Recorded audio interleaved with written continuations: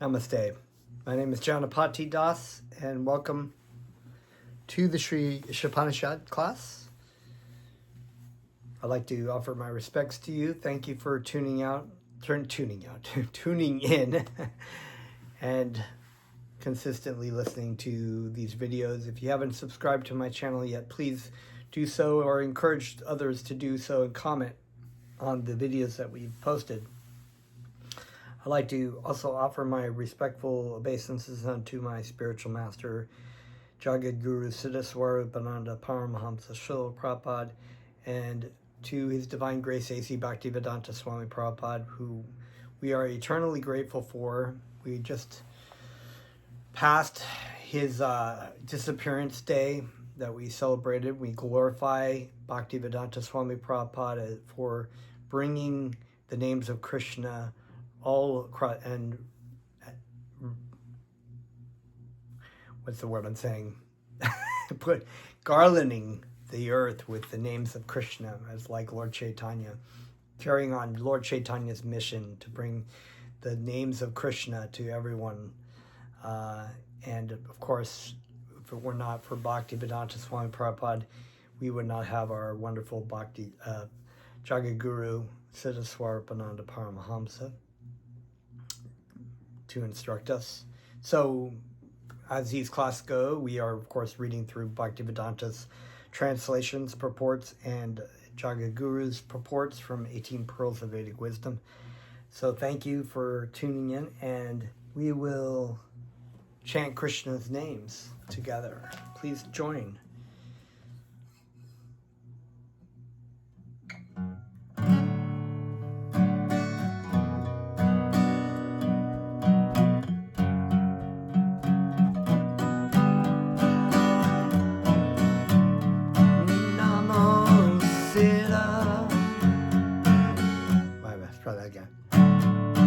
Namo Sira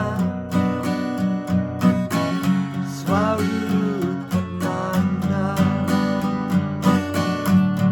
Paramahamsa Namine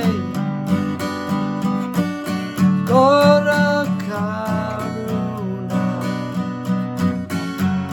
Swarupaya Radha Krishna Krishnayate Namo Sira Swarupananda Paramahamsa Namine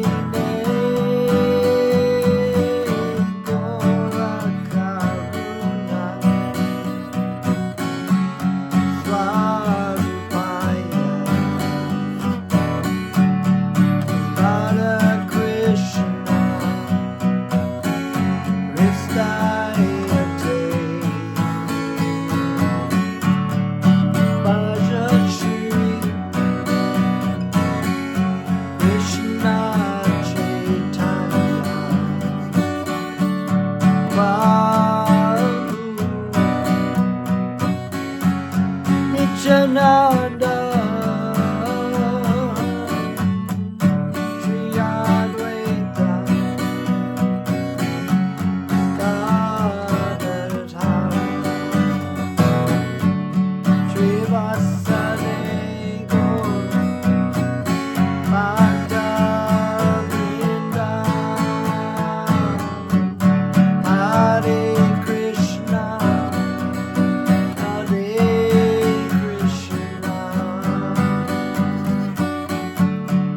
Krishna Krishna Hare Hare Hare Rama Hare Rama Rama Rama Hare Hare Hare Krishna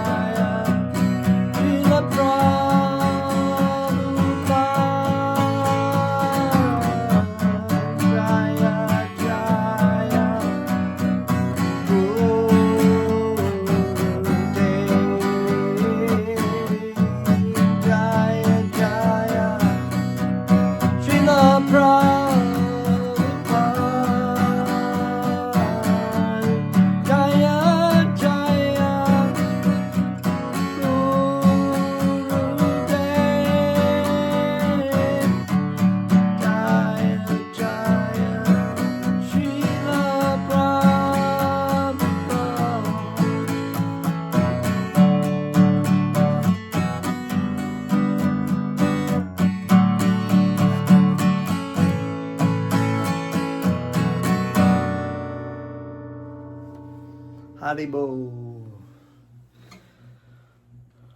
Om Namo Bhagavate Vasudevaya. Was born in the darkness of ignorance, and my spiritual master opened my eyes with the torch of knowledge. I offer my respectful obeisances unto him. So, continuing again with the Shri Ishopanishad. We will be reading from Mantra 11, but of course, as always, we will read through what we have read so far. Invocation. The personality of Godhead is perfect and complete. And because he is completely perfect, all emanations from him, such as this phenomenal world, are perfectly equipped as a complete whole. Whatever is produced of the complete whole is also complete by itself. And because he is the complete whole, even though so many complete units emanate from him, he remains the complete balance.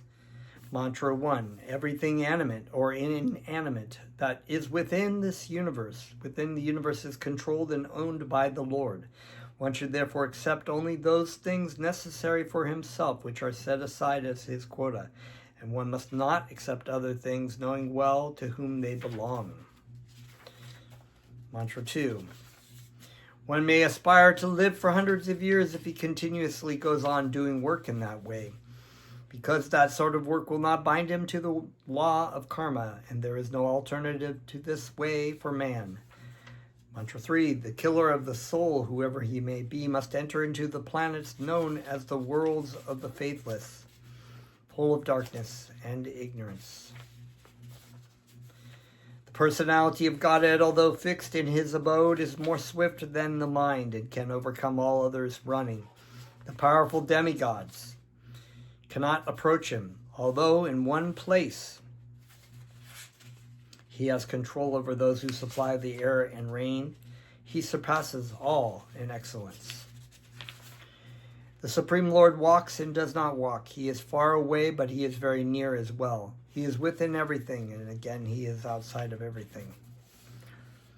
A person who sees everything in relation to the Supreme Lord and sees all entities as his parts and parcels, and who sees the Supreme Lord within everything, never hates anything nor any being.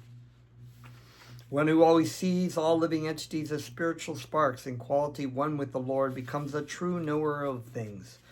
What is there as illusion or anxiety for him?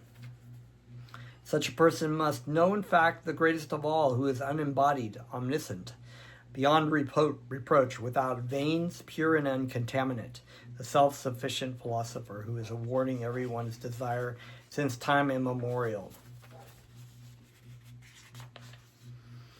Those who are engaged in the culture of nescient activities shall enter into the darkest region of ignorance. Worst still are those engaged in the so-called culture of knowledge. The wise have explained to us that one result is derived from the culture of knowledge, and it is said that a different result is obtained from the culture of nescience. Mantra 11. Vidyam chavidyam chayas tad vedo bayam saha. Sadvidyaya murtyam tirvidya tirtva. Vidyayamrita ashnut. Vidyam, knowledge in fact.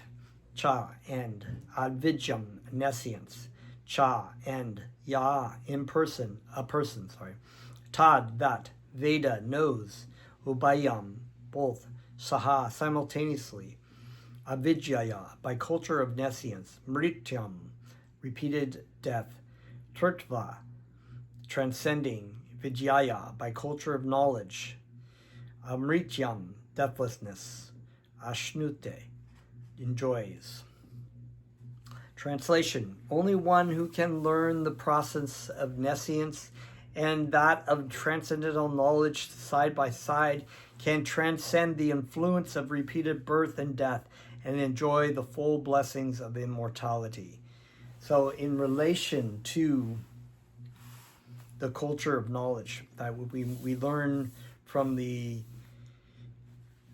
transcendental knowledge from our spiritual master, and we also are aware of the difference between what is transcendental knowledge and what is a culture of process of nescience, or the culture of nescience. So we have to understand, one, the culture of nescience.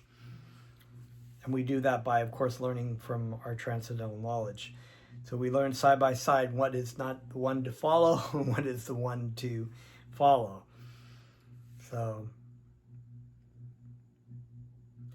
by understanding this, one could transcend the influence of samsara, the repeated birth and death, and to live eternally as we have been living in the presence of Krishna in Goloka Vrindavan. Purport: since the start of the material world, everyone is trying for a permanent life, but the law of nature is so cruel that no one has avoided the hand of death. So there's always people popping up, even today in this day and age, people saying, you know, if you do this, if you take the right vitamins, you do the right kind of exercises, you do these kind of new scientific manipulations and whatnot, you will not die. But because no one wants to die. That's what Bhaktivedanta says here. No one wants to die. No one really wants to go through that process. And Arjuna, of course, saw that his family members and friends were going to die. They were all going to die in this battlefield. And it was concerning. It was concerning for him. So we want to solve the problem of death. And that's why in the Bible it says, death, where is thy sting? Because we understand the culture of nescience. If you understand the culture of knowledge, the transcendental knowledge as a handed down by our spiritual masters from Krishna,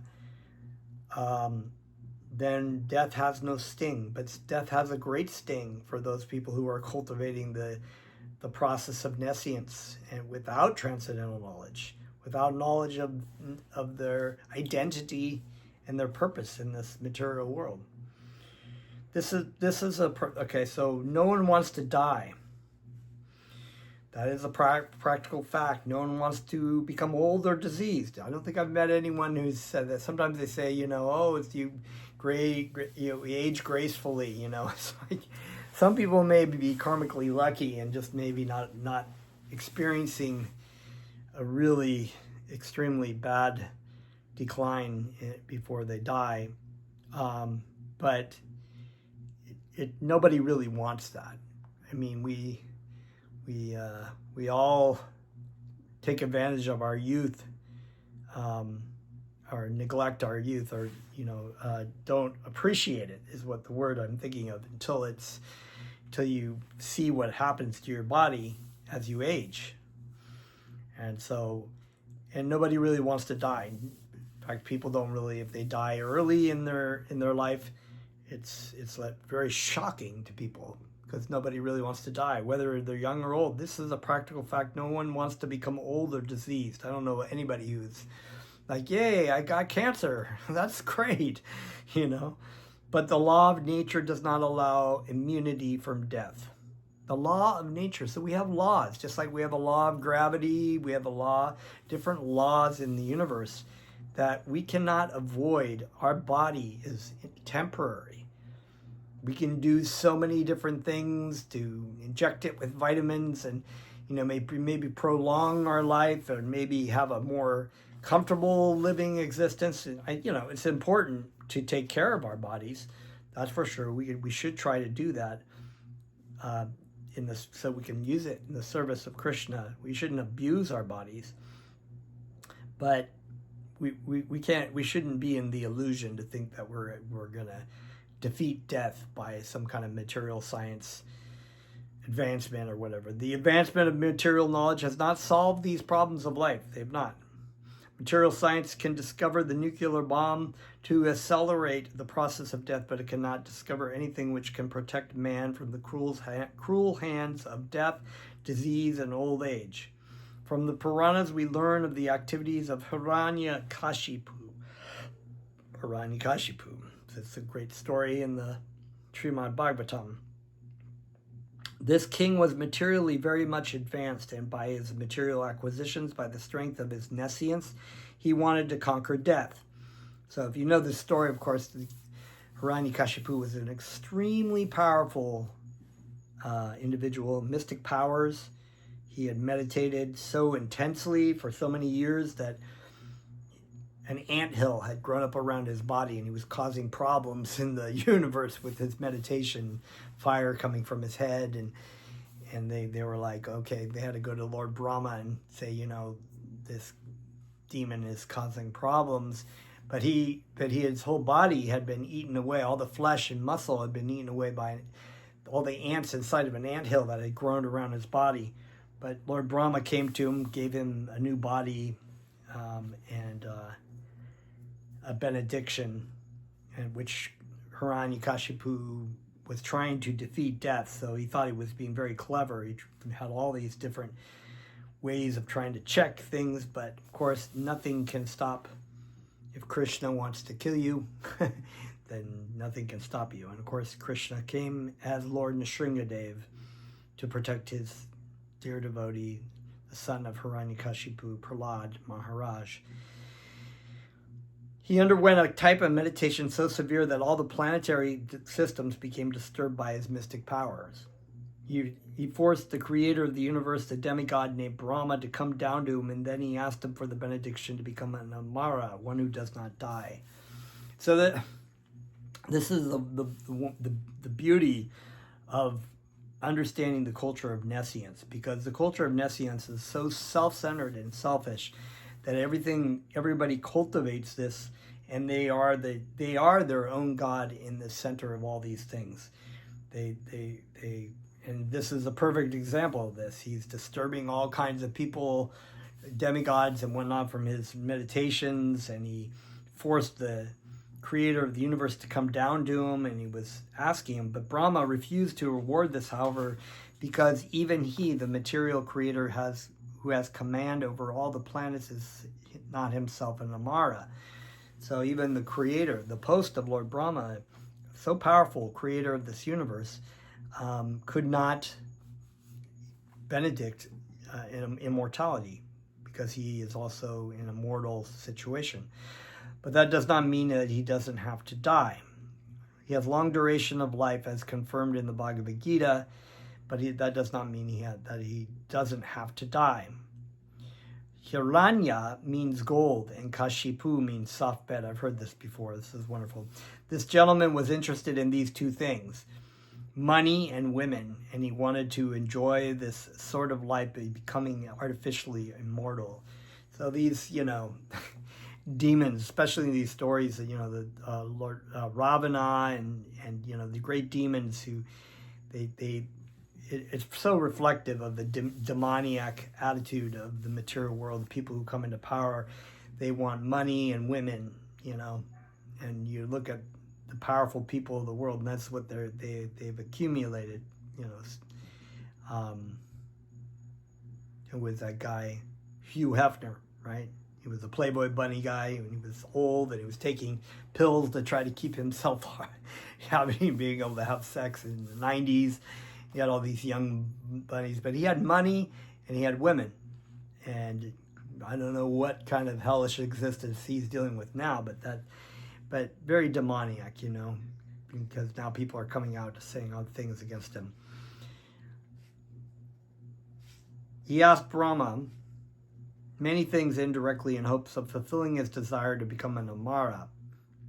He asked benediction that he might not be killed by any man, animal, or god, or any living being within the categories of the 8,400,000 species.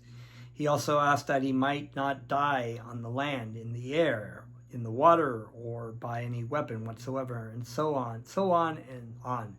Hiranyakashipu thought foolishly that this would guarantee him against death. It's amazing, too, because the devotee of Krishna, when asked for a benediction from Krishna, just always asks that he may forever be in the service of Krishna, which is the greatest, which is the thing that defeats death. So here Hiranyakashipu was thinking, I'm all these material things. He thought he was really intelligent as a scientist and a great politician, that he could trick fate, trick Krishna into, forcing him to give him immortality. But the thing that he really should have been asking for was love for Krishna, which is really the only thing that defeats death. I mean, the body still dies, but we go back to Krishna. But in the end, although Brahma granted him all these benedictions, he was killed by the personality of Godhead in the form of a half man, half lion. And Krishna made it so that all these benedictions were fulfilled. Krishna was not, he was not a man or an animal. He was half man, half animal. He didn't kill him. He killed him in between day and night, and he killed him on a veranda, which was not really inside or outside, and killed him with the weapons of his nails, not any separate weapon. And no weapon was used to kill him except the nails of the Lord. He was killed on the lap of the wonderful living being who was beyond his conception. So he wasn't on the ground, he wasn't in the air, he was on the lap of Lord Nrsimhadev. Krishna is so amazing. No one can outsmart Krishna. So Krishna was able to fulfill Lord Brahma's benedictions and at the same time outsmart the demon. The whole point here is that even Hiranyakashipu, the most powerful materialist, could not become deathless by his various plans. What then will be accomplished by the tiny Hiranyakashipus of today who make plans which are throttled from moment to moment? Shri Ishopanishad instructs us not to make one-sided attempts to win the struggle for existence. So we shouldn't be struggling so hard. It's very simple. We just surrender to Krishna. Krishna will give us all protection.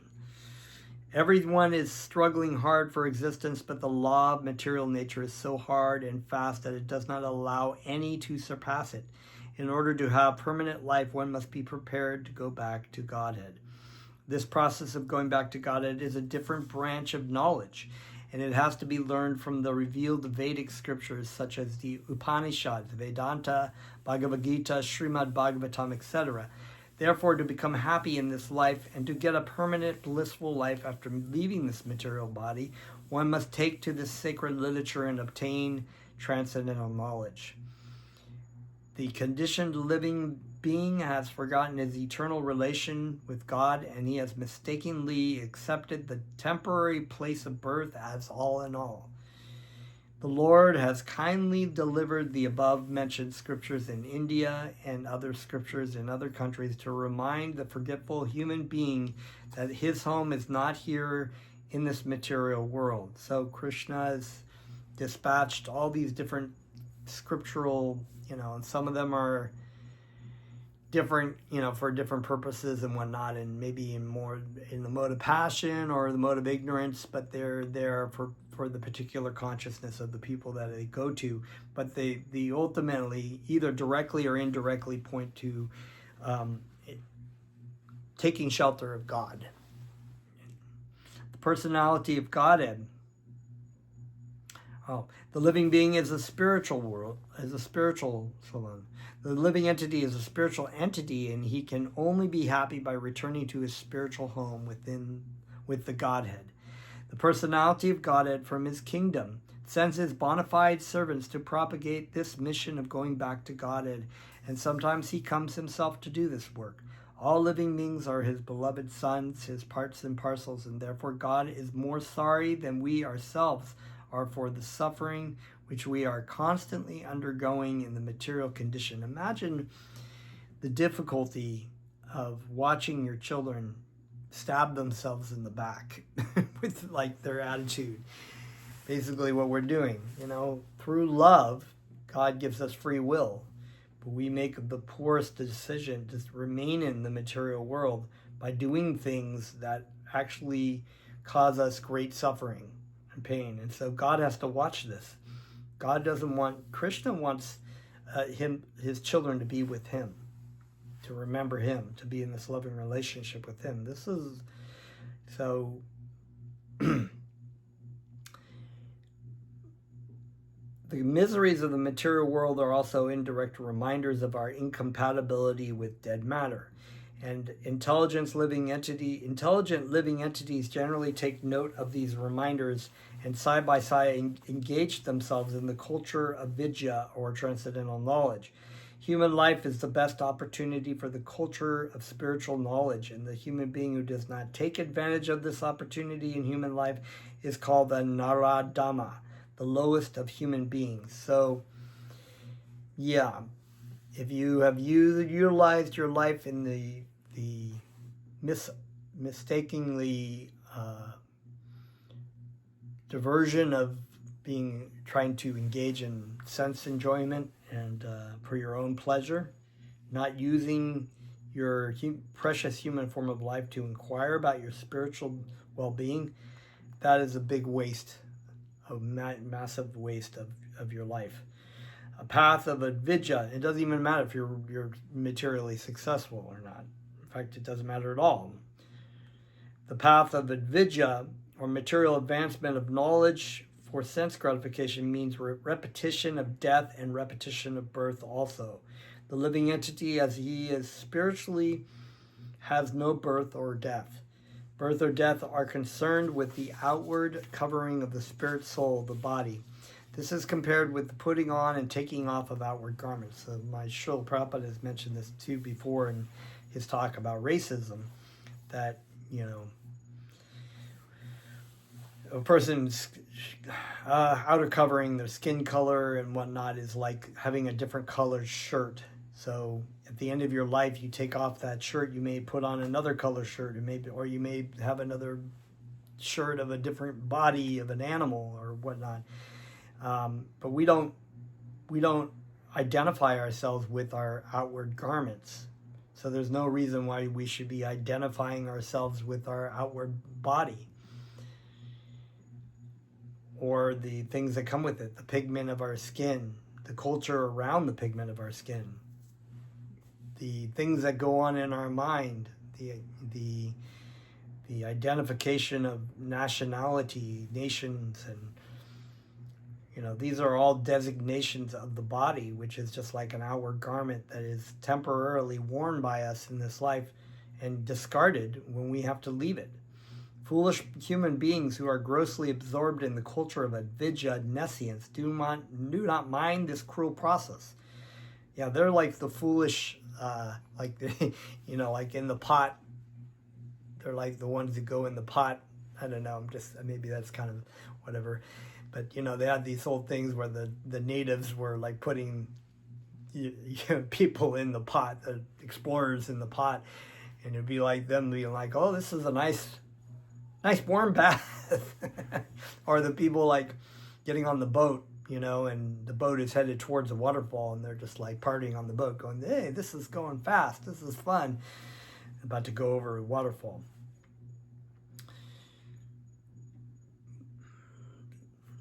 Foolish human beings who are grossly absorbed in the culture of avidya and nescience do not mind this cruel process, but being enamored by the beauty of the illusory energy, they do the same things over repeatedly without learning any lesson from the law of nature. What's that they were saying? The definition of insanity is doing the same thing over and over and expecting a different result. The culture of vidya, or transcendental knowledge, is essential for the human being. Unrestricted sense enjoyment in the diseased material condition of the senses must be restricted as far as possible. Unrestricted sense enjoyment in this bodily condition is the path of ignorance and death. The living entities are not without spiritual senses. Every living being in its original spiritual form has all the senses which are now material, covered by the body and the mind. Activities of the material senses are perverted reflections of spiritual pastimes. The engagement of the spirit soul under the material covering is the diseased condition of the soul. And real sense enjoyment is possible when disease is removed. In our pure spiritual form, freed from all material contamination, pure enjoyment of the senses is possible. The aim of human life should therefore not be perverted sense enjoyment, but should be to cure the material disease. Aggravating the material disease is no sign of knowledge. So, like stoking. Sorry, just shaking my cat's on the other side. They're cleaning himself, so shaking the earthquake. So, so stoking this, stoking, aggravating the material disease. Is like, having a disease and just like doing things to keep aggravating it. Like if you have diabetes, you just eat lots of sugar, keep eating more and more sugar, that's not really being knowledgeable. It's a sign of culturing avidya, ignorance. The degree of fever must not be increased from 105 to 107 for good health. The degree is to be reduced to the normal state of 98.6. That should be the aim of human life.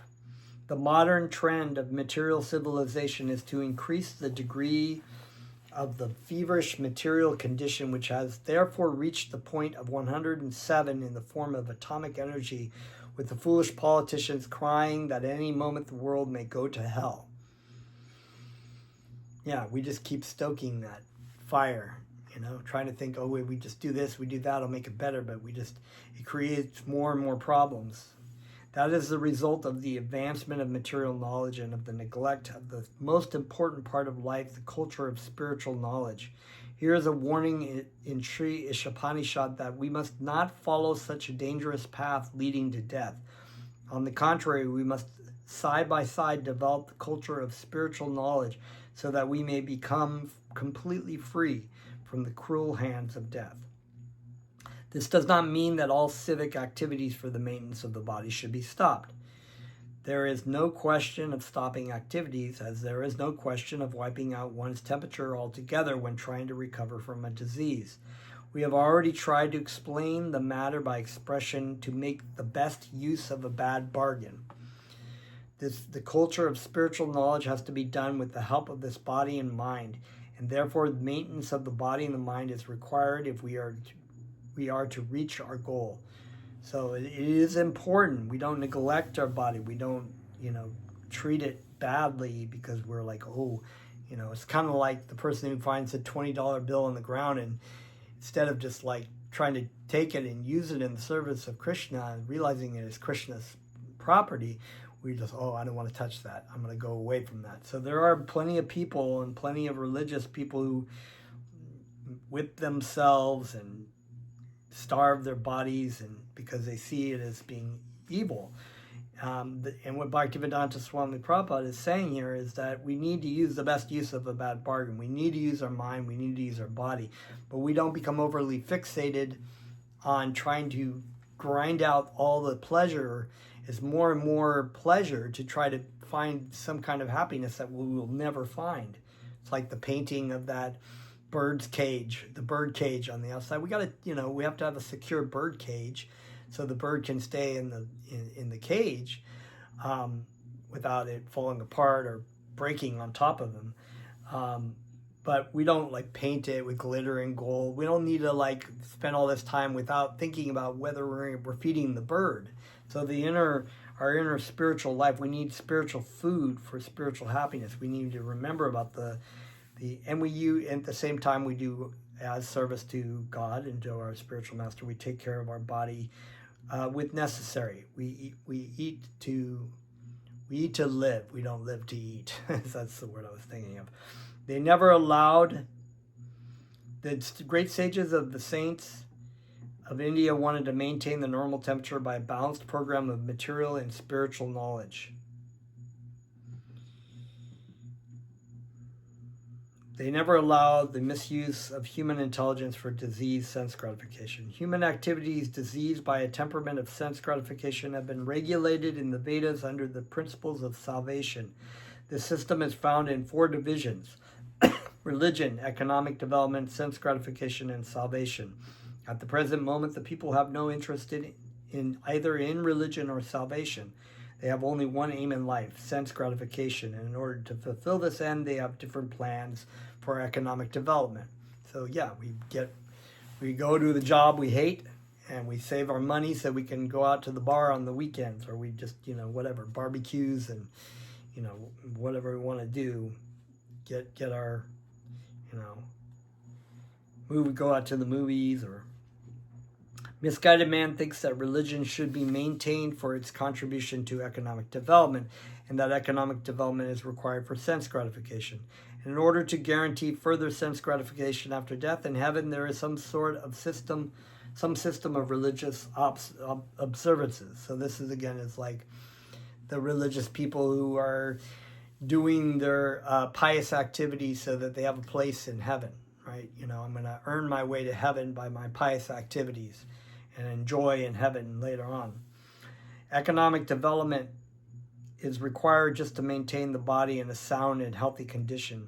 A man should live in a healthy condition of life with a sound mind just to realize vidya, true knowledge, which is the aim of human life. So we take care of our body, we utilize our body in the service of Krishna, we keep our mind strong so we can focus on true knowledge, you know. We can cultivate that. We can help people learn about that.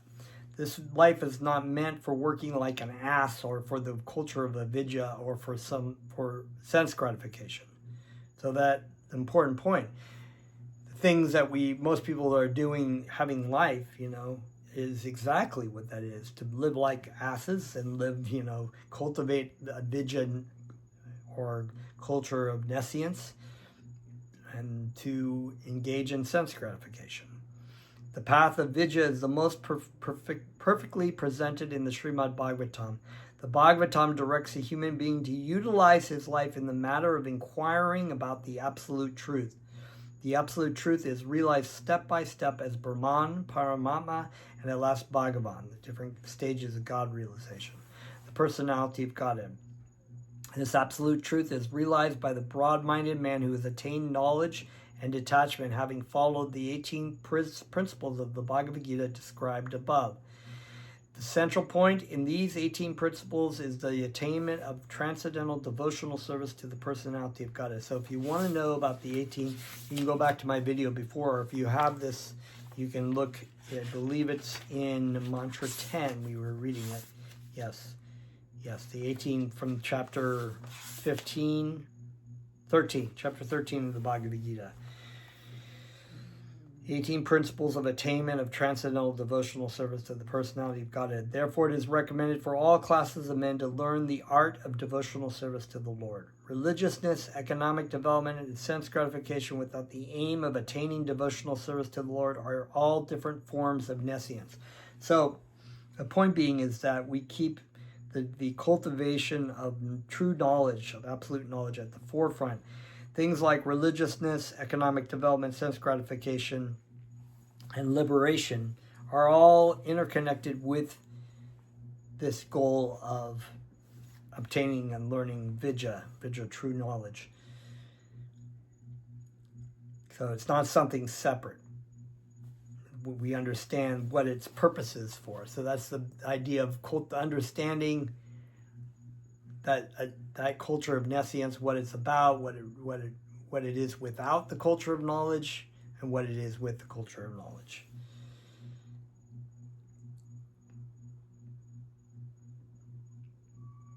Religiousness, economic development, and sense gratification without the aim of attaining devotional service to the Lord are all different forms of nescience, as will be shown hereafter in the Shri, Ishopanishad. Thus, to culture vidya, especially in this age, one must always hear and chant and worship with concentrated attention, targeted on the personality of Godhead, who is the Lord of the Transcendentalists. So the greatest form that we've been given in this age of Kali Yuga is to hear and chant Krishna's names. So, reading from Jagadguru Siddhaswarapananda Paramahamsa, Mantra 11.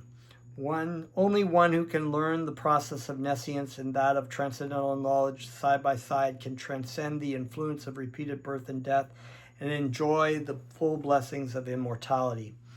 Purport. Some neophytes on the spiritual path may fall into the illusion that taking care of the body is somehow evil or a sign of spiritual backwardness. Not only may they neglect the needs of their body, but they may go out of their way to actually damage the body. Such people actually hate the body, they see it as a source of misery, and thus they take out their anger on it. So we see this even in religious, neophyte devotees of God in different religions. So you can go to the Philippines, and during Good Friday, they have the Filipinos who want to, sacrifice their flesh like the Lord Jesus did. And they get themselves whipped, and they carry crosses, or they get hammered into their hands or feet with crosses, or they're carrying crosses long distances. This is completely unnecessary, and it's actually a sign of spiritual backwardness. They're not completely missing the point. Not only may they neglect the needs of their bodies, but they may go out of their way to actually damage the bodies. All right, okay, so this is certainly a mistake. Masochism can never lead to spiritual perfection. The body is actually a most precious property of the self. It enables the self to engage in various devotional activities that can bring about change in consciousness. So we've learned from Mantra 1 that everything animate and inanimate is owned and controlled by God. That includes your body. So your body is temporarily assigned to you in this life. You have this property as a temporary quota. It doesn't belong to you. So you don't have the right to beat it up and flog it and hurt it and, crucify it or whatever, hate it or whatever. That is be masochist. It's a precious property of the self that has been given to you by Krishna. We should be grateful, and we will use, of course, as Bhaktivedanta said, the best use of a bad bargain. We actually got it because of our own consciousness and our own past activities, and it is, whatever, but we can use it in the service of Krishna to change our consciousness in ourselves and in others. A person's external activities affects his consciousness, and his consciousness affects his external activities. Knowing this, a Bhakti Yoga consciously chooses to engage in particular external activities in order to bring about the desired spiritual consciousness. A person should recognize that his consciousness is polluted, that he has no love for God and no compassion for others. But he should not want to be in such a polluted condition. He should want to improve spiritually, so he must consciously direct his external activities in the process of Bhakti Yoga, and thus gradually his love for God and his love for others will increase. Indeed, when we engage in this, the humility we feel is greater. So the body, the vehicle for engaging in the process of Bhakti Yoga, is extremely useful. It should not be seen as an impediment or a burden, but rather as a valuable asset. Therefore, its well-being must not be neglected. This is the attitude of all intelligent students of Bhakti Yoga. A Bhakti Yoga lives in the world as demanded by the needs of the body, but he is not of the world. That's, we heard that in Lord Jesus Christ, be of the world, but be in the world, but not of the world. Maybe Paul, attributed to Paul. He had his earthly home, but he knows that it is not his real home. He lives in the world and learns the transitory and basically unsatisfying nature of material happiness. It is very unsatisfying and transitory, definitely. Power, prestige, honor, possessions, and so on. Even if you get these things, it's so temporary. You may have it 20 years, but how fast is 20 years? 20, 30 years? You have a very, very powerful position. You might be the leader of the free world or whatever. That's 4 years or whatever, Then you're kind of just, people remember you or by name only. You're a great rock star, and you get old and nobody really remembers you anymore, and your albums end up in the bargain bins for $5. They used to sell out stadiums. Now you can't even sell out. It's just all fleeting. He learns that the material world is plagued by suffering. The suffering is caused by natural disturbances such as earthquakes and floods. It is caused by other human beings. It is caused by one's own body, such as indigestion, headaches, appendicitis, and certain diseases. It is caused by one's own mind. Well, that's a great one, to disturb your mind. The Bhakti Yogi also learns how birth, death, old age, and diseases are always present. These realities cause great distress. So we may create vaccines or whatever for some diseases, but then a whole plethora of new diseases pop up, or some other diseases pop up, and and then even if you get a lot of the diseases from the 100 years ago that are gone, you still have to die eventually. Even if you've got an additional 20 years on your life, you're just gonna die. The Bhakti Yoga also learns how birth, death, old age, and disease are always present. These realities cause great distress. They do. Further, because you can be going along life, building your home in this world, and boom, you get cancer and you got 4 months to live, or you get hit whatever, paralyzed in a car accident, or somebody dies, and everything's thrown out the window. It's like it's always, the only thing consistent in this material world is change. Things change. And we really have no control over these kind of things, very little control. Further, he observes the negative effects of hedonistic living. He sees that chasing after sensual pleasure simply leads to frustration, either because one is not able to get the desired objects, or because he has attained them but not been satisfied by them, or because one has lost them. So in the Bhagavad Gita, we've heard this contemplation of the objects of the senses. One develops attachment for them, and by that attachment, one develops lust, lust is, sometimes we think about that in a modern sense as sexual, but it can actually be any kind of sense enjoyment that we are burning to own and control. So it could be people, it could be money, it could be power, it could be sexual thing, it could be food, it could be whatever. And then comes anger, because anger is usually attached to either not getting what you want, and sometimes it's very violent, and people lose their intelligence and they do crazy stuff. And this is all kinds of things. Again, we can do a whole class on this.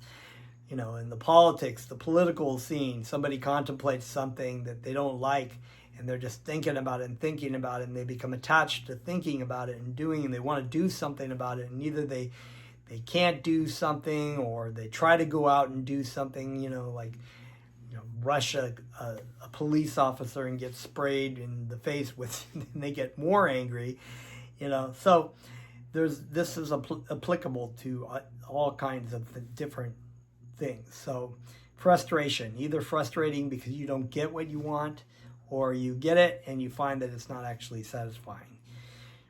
And we see this in relationships a lot too. Oh, gotta have that person. Oh my God, she's so beautiful. Oh my God, he's so beautiful. I gotta have him. And it's like you get them and you're like, or you don't get them, and then you're frustrated, or you get them and then you realize, oh my God, this is an individual being with their own desires, and that's not what they're not fulfilling what I want, And then you're like, I gotta get away from this person because they're crazy. But that other person over there, that's the right person. So this is how it goes in the material world when you're misidentifying with your body and mind. He sees that, so he sees the anxiety and countless other personal problems caused by the life of gambling, illicit sex, intoxication, and the slaughter and consumption of innocent animals. Thus, the Bhakti Yogi simultaneously is learning about the beauty of the spiritual world, which is Sat Chit Ananda, eternal and full of knowledge and bliss, and the temporary miserable nature of the material world. He tastes the sweet nectar of the holy names of God and the transcendental happiness derived from understanding his eternal spiritual identity and his relationship with God, which is the higher taste above anything that you experience in the material world. And when you have the higher taste, the other things are not really enjoyable anymore. So you're just kind of like, whatever, let them go. In this way, the Bhakti Yoga becomes increasingly convinced that this misery-filled world is not his natural habitat, not his real home. And how could it be your real home? This is the dilemma that atheists sometimes argue about. Well, God, why can't God make this a perfect world? It's like, how would you do that? How would you do perfect for who? It's like in a temporary existence, everything is temporary. Everything has a beginning and a middle and an end. And so there's always an end to things. So there's never really any satisfaction. And because we are lost in this world, we are in the wrong place. We are the aliens. We're all the aliens, We're all not in our real home. We want to be home with God. That is our real home. So we go the way of getting us back to our relationship with God.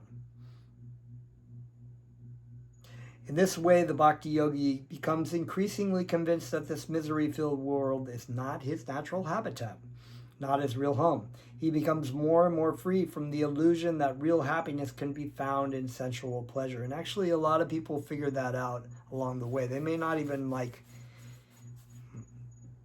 accept God or whatever, but they learn really quickly, the smart ones, that there's really no happiness found in sensual pleasure. It's a temporary flashing. There's enjoyment. There's some enjoyment. We definitely understand that. But the real happiness is in serving God. He feels increasingly attracted to God. And therefore he experiences an increasing detachment from worldly hedonistic consciousness. There is an old saying, the Buddhist tries to detach himself from the world, and the Bhakti Yoga tries to attach himself to God. So that's that idea of renunciation. Arjuna asks Krishna in the 5th chapter of the Bhagavad Gita, you're telling me to detach from the world or detach from things, but at the renounce things, but also work in devotion. Which of the two is better? And that was a saying, it's just detaching for the sense of detaching is not really effective. Detaching by attaching to God is the way to go.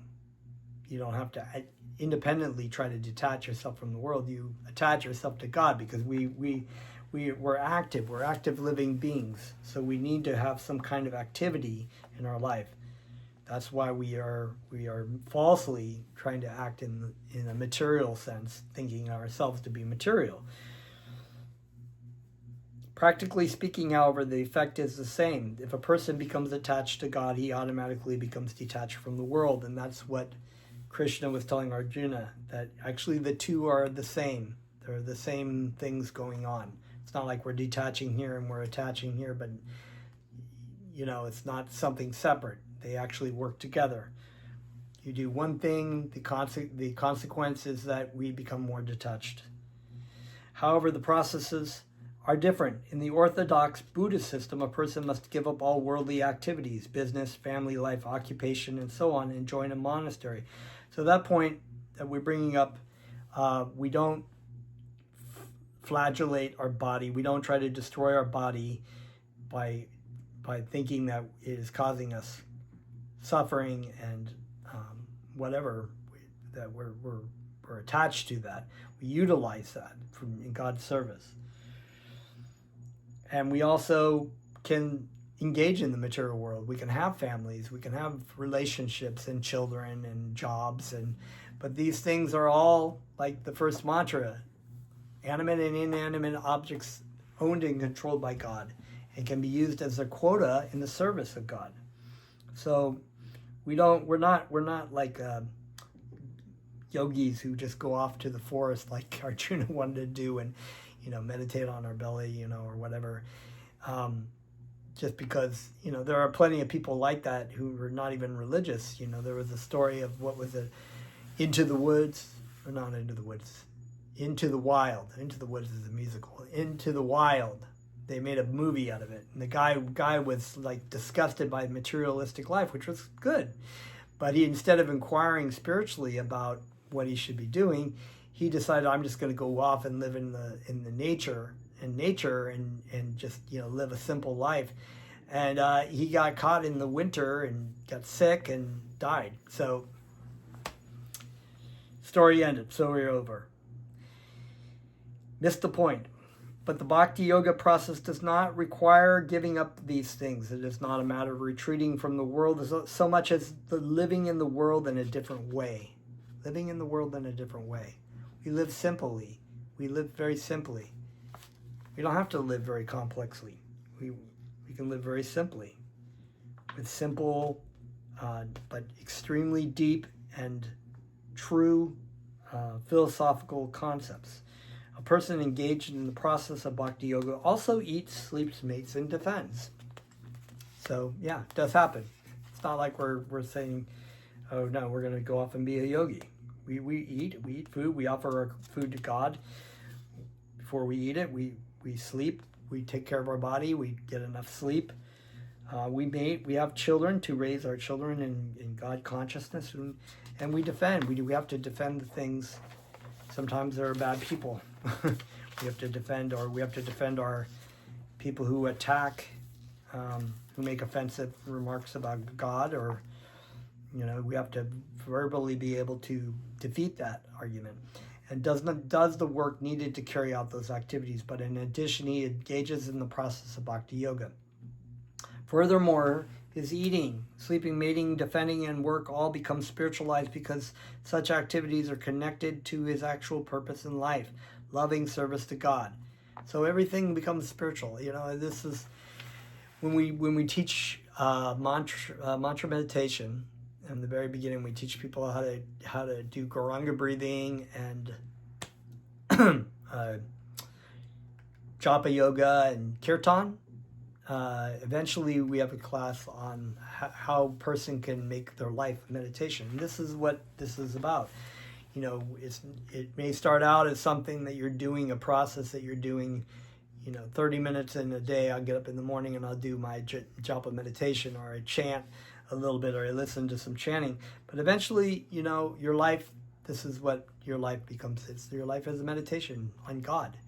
So I may be going off and working, and I'm not like talking to people about Krishna, but I'm actually doing things in the service of God, because I'm actually trying to live out the tenets of being an honest person, be best for what I do, do the best I can for my spiritual master, and as an offering. Arjuna was a warrior. He wasn't like, shooting arrows going, Hare Krishna, he was like focused on killing his enemy. Very serious, but that was his flower garland of what he was offering to God. So we eating, sleeping, mating, defending, work all becomes spiritualized. They're all spiritualized because such activities are connected to the actual purpose in life, loving service to God. And this is what a conclusion of the Bhagavad Gita is that you just surrender to God, you give your life to God, you give your service to God. The Bhakti Yoga works, eats, sleeps, exercises, defends, and so on with the aim of keeping his body and mind fit to engage in the process of Bhakti Yoga. And if he chooses, he can get married and engage in sex life for the purpose of having children, so he can raise his children to come to love God and thus achieve spiritual liberation, and to be good children, be good citizens. That's important too. And with all the qualities of Bhakti Yoga, that is natural. So a person's entire lifestyle can be dovetailed with a deep purpose in life.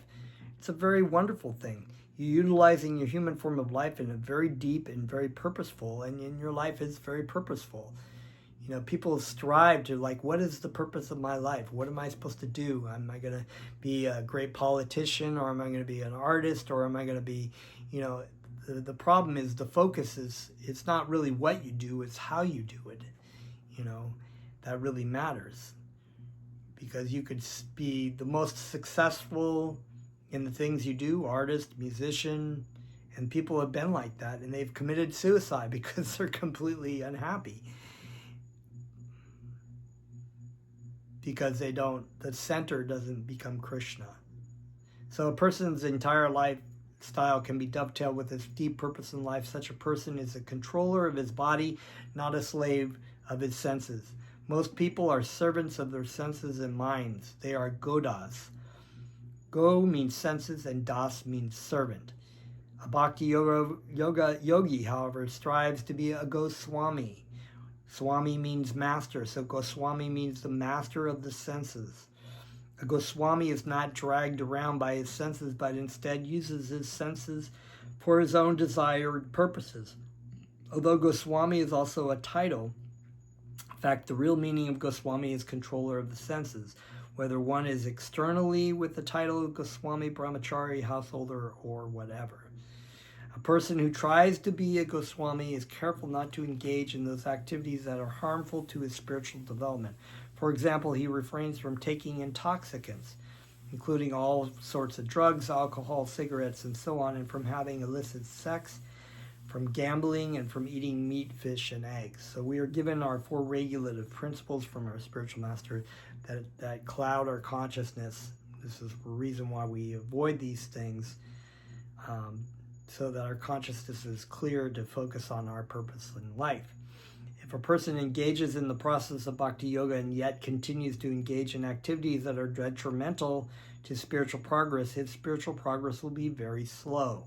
So it's like having your garden, and you're pulling out the weeds in your spiritual garden. You're getting the soil ready to plant devotion to God, and you pulled out these really long Bermuda grass, or like sometimes you get these really deep rooted things that are really deep, and you have to get down in there and dig them out.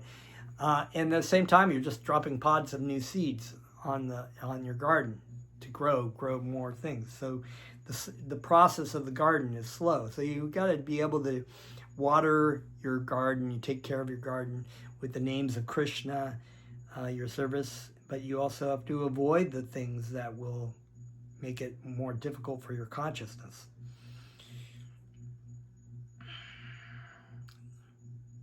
This does not mean that a person must be completely freed of all bad habits before he can begin the process of bhakti yoga. Yeah, we don't. I've seen Kanista Adhikari devotees sometimes, and just approach new people who come chant with all these rules and regulations of like, are you doing this? Are you doing that? Or you got to do this, you got to do that. You got to have your 4 regs, not eat any fish, meat, or eggs. You can't be drinking alcohol. You can't have do illicit sex. No, we don't, when you come to the process, we just tell people to chant Krishna's names, and that's the beginning. That's the most powerful thing. And those other things, as we've seen in this chapter, will drop away eventually. So we don't really need to externally try to force things out. For example, in the Philippines, one teacher saved many young people who were addicted to heroin and other drugs by teaching them the process of bhakti yoga. It took some time before they could completely give up all drugs, but eventually they did. Also, sometimes a person is still addicted to cigarette smoking or meat eating. If he follows the process of bhakti yoga, then gradually he will be able to give up such habits. It is a question of tasting a higher taste.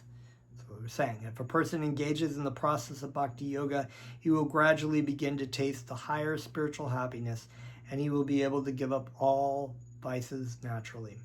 After he gives up such bad habits, then his progress will be very rapid.